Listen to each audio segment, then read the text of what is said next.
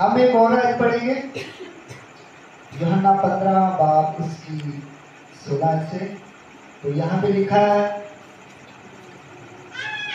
Point आप बाद में भी नोट कर सकते हैं। अभी आपको कलाम को मुकर्रर किया कि जाकर फल लाओ और तुम्हारा फल कायम रहे, ताकि मेरे नाम से जो कुछ बाप से मांगो वो तुमको दे।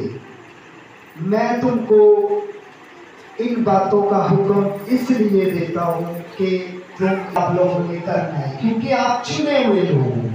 खुदा फरमाता है मैंने तमाम दुनिया में से तुमको चुन लिया। एक और पढ़ेंगे, यूहन्ना 15 बाब 8 में ऐसा लिखा है कि मेरे बाप का जलाल इसी से जाहिर होता है कि तुम बहुत सा फल है, जब ही तुम मेरे शागिर्द रहे।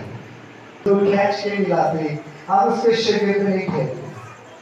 खुदा यीशु मसीह हमारे साथ